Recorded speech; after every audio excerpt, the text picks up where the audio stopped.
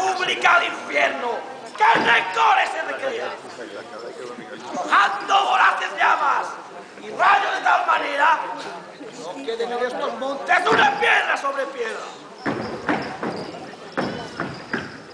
Al furor de mil iras y de estos caminos palestra, inspirantes de estos riscos, bandoleros de estas selvas,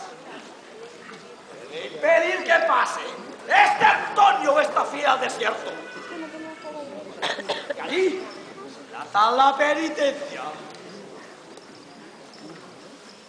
que hará contra el infierno muy horrible y cruel guerra.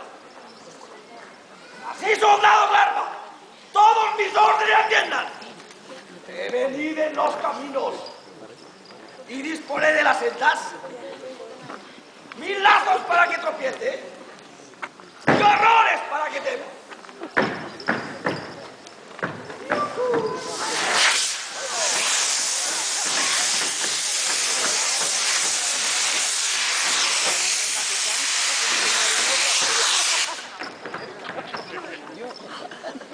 ¡Maxime, capitán!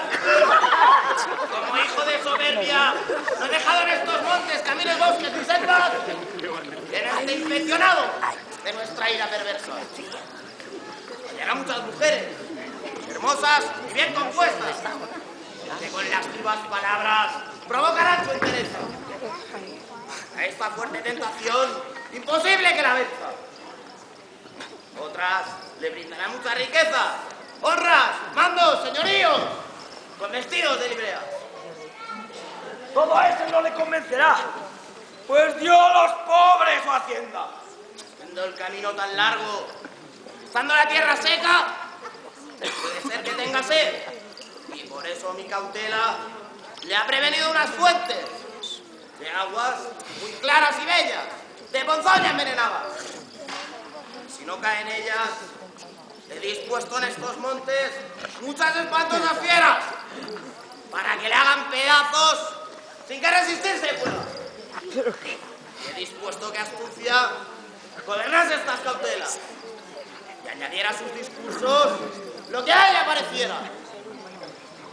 ¡Oh, capitán valeroso! Hoy con industria y mi fuerza